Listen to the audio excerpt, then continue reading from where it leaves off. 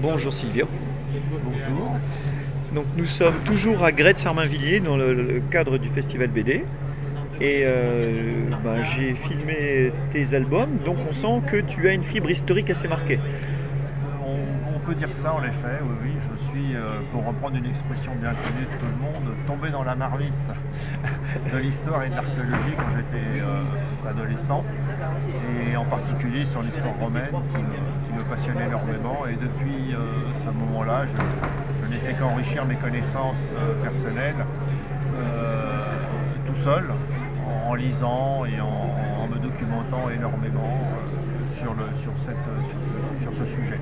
Mais tu as une formation d'historien ou c'est autodidacte? En autodidacte, J'aurais bien aimé avoir une formation d'historien et même d'archéologue, mais malheureusement, non, j'ai tout fait en autodidacte. Sauf que depuis une vingtaine, 30 ans maintenant, j'ai rejoint une association d'archéologie à Melun, en Seine-et-Marne, que je préside aujourd'hui. Et donc, j'ai aussi une petite formation d'archéologue, mais en tant que bénévole. Voilà. D'accord. Alors, si j'ai bien compris, tu n'es pas dessinateur, tu es scénariste. Je suis au scénario, voilà. Alors, Je dessine très mal. chacun son métier. Tout à fait. Et donc, comment tu travailles? C'est-à-dire comment ça se passe dans ton collaboration? Parce que quand on est scénariste, on collabore avec un dessinateur. Tout à fait, tout à fait. Alors, j'ai la chance d'avoir Christophe Ansart au dessin pour 3 de mes albums, 4 même avec celui qui sort prochainement, qui a été un collaborateur de Gilles Chaillet. Gilles Chaillet, que les gens connaissent pour être un passionné de l'Antiquité romaine lui aussi. Et donc Christophe connaît un petit peu cette période-là, ce qui fait que notre collaboration à ce niveau-là, quand je lui demande certaines choses, il sait. Si vous Ouais, voulez, il sait à quoi ça ressemble. Voilà. Ceci dit, comme on met l'accent dans nos productions sur les reconstitutions archéologiques, parce qu'on se base sur cette discipline pour reconstituer le mieux possible l'Antiquité. Donc c'est moi qui fais toute la recherche de documentation, justement, et qui lui donne une bonne documentation pour qu'il puisse dessiner les bonnes choses avec le moins d'erreurs possible. Oui, en fait, on n'est pas quand même tout à fait dans l'Antiquité version Astérix. Là, on est beaucoup plus une version historique réelle, quoi. Voilà, tout à fait. En fonction bien sûr des connaissances actuelles. Oui, ce qui évolue. Il peut y avoir il y a forcément des évolutions. Je pourrais citer des exemples, mais il y en a. Oui, mais après c'est normal, c'est Une science vivante. une science vivante et qui est en perpétuelle évolution, ce qui est logique. Et donc, comment tu travailles avec ton dessinateur, avec tes dessinateurs? Parce que je vois qu'il y a aussi Francis Bergès dedans. Alors Bergès ici il fait la couleur. Il fait la couleur. C'est Frédéric, hein, c'est pas Francis. Ah, c'est Frédéric. C'est Ah son oui, fils. F. Bergès. Moi j'ai cru que Ils ont- c'était Francis. Non, c'est son fils il nous fait la couleur, il nous Il fait fait les l'honneur couleurs. de nous mettre nos albums en couleur, et il le fait très très bien. C'est une belle couleur, il a fait celui-ci, il a mis Alésia, il a mis la couleur dans celui-ci, et il met la couleur dans l'épisode suivant, qui arrive bientôt. Moi, Alésia, connais pas. Oui, il paraît.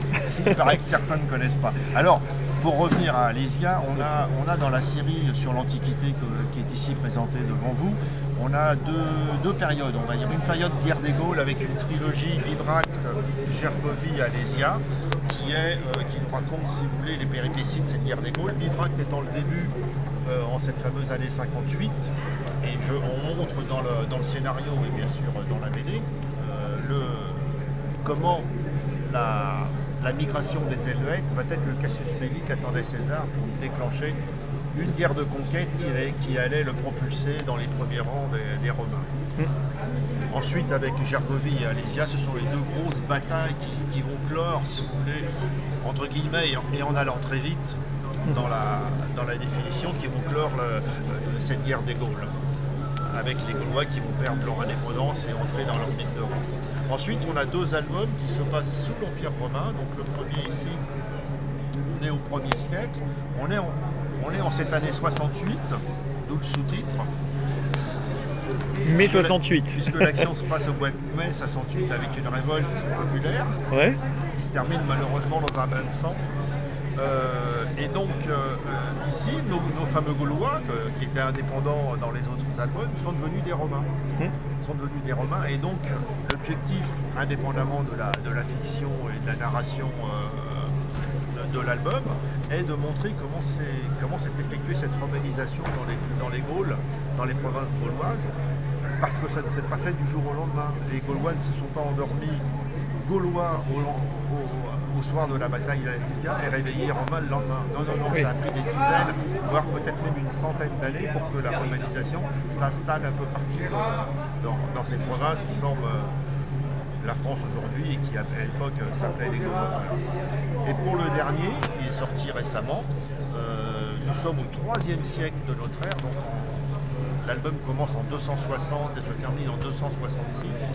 Là, cette fois-ci, tout le monde est romain, on est bien sous l'Empire romain, au moment d'une période qui est très difficile pour l'Empire romain, qui va traverser une grave crise sociale, économique et militaire, et qui va avoir des sécessions au sein de l'Empire.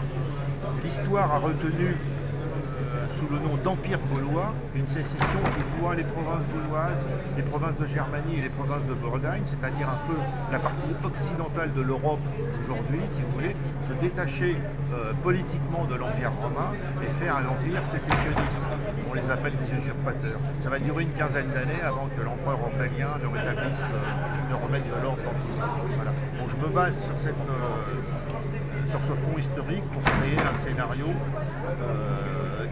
qui narre un peu ces événements et qui en même temps est une enquête policière sur un fait archéologique réel, celui-ci, et qui est la fabrication de fausses monnaies.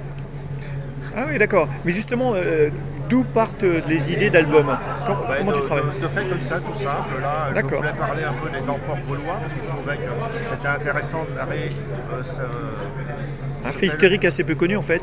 Qui est pratiquement pas connu du grand public. Et je suis tombé en bouquinant les faits archéologiques sur cette fabrication de fausses monnaies qui se passe pas très loin d'ici, c'est au fond de la Seine-et-Marne, près de Provins, dans un petit village de Châteaubleau, où on a retrouvé les officines de fabrication de fausses monnaies. Donc mon enquête va avoir mon enquêteur arriver jusqu'à Châteaubleau et le site est reconstitué en tenant compte des données de l'archéologie et en accord et en travail avec les archéologues qui ont fait des fouilles sur ce site remarquable de Seine-et-Marne. Alors, et quand on s'appelle Silvio, du coup, on est du côté des Romains? Un petit peu. Mais je veux dire que je suis un gallo-romain maintenant. Et que j'aime bien aussi les Gaulois. Oui, d'accord. Et donc, je vois que tu parles de Bibracte. Et donc, Bibracte, c'est dans la Nièvre actuelle. Donc, tu es allé sur place Je suis quasiment passé partout les sites reconstitués dans mes albums. Ici à Autun, Autun c'est pas loin de Bibracte. Oui, c'est pas loin. La porte d'Arroux, là, reconstituée avec ses murailles, alors qu'aujourd'hui elle est en ruine et qu'il ne voit que quelques arcades. Mais elle est toujours là, cette porte. Oui, effectivement, parce que par ailleurs, je publie des légendes du Morvan où on parle de Bibracte et d'Autun. Donc, on est en plein dedans. On est en plein dedans. Et donc la prochaine parution, ça sera? C'est la suite, l'épisode qui vient après celui-ci, qui se passe non pas en 68 mais en 69, donc 6 mois plus tard. Ouais. Et on va voir les débuts de la guerre civile qui va s'installer avec ces 3 califes qui voulaient être califes à la place du calife, c'est-à-dire cette année des 4 empereurs, c'est-à-dire Othon, Galba, Othon, Vitellius et le dernier qui est Vespasien. Très bien, et donc c'est prévu pour? Dans 3-4 mois. 3-4 mois. Voilà, on termine les dessins, les couleurs. Donc par exemple pour Mency, je ne sais pas si tu vas à Mency. Mency j'y serai, mais c'est pas sûr que je l'aurai. Ah, c'est pas sûr. D'accord. Fin juin, par là. Eh bien, très bien, merci Silvio. Bonne continuation. Autre chose? Un petit truc, oui, un petit truc quand même pour montrer les albums. Vous avez une partie dessinée dans chaque album. Ils sont tous préfacés par des spécialistes, des chercheurs, des universitaires qui nous font confiance et qui nous accordent leur confiance pour préfacer nos albums. Donc vous avez une partie dessinée et toujours une partie pédagogique qui vient compléter l'album avec des explications, des textes, des cartes, etc. et qui apporte au lecteur un complément d'information sur la période concernée par le récit. Et ici, par exemple, sur les femmes gladiatrices, le petit scoop. D'accord. Qui était payé le même salaire que les hommes à l'époque. Oui, comme quoi. Romains étaient bien en avance sur nous. Eh bien merci Silvio, à très bientôt et De puis rien, Dominique. bonne fin de salon. Merci, Salut. toi aussi.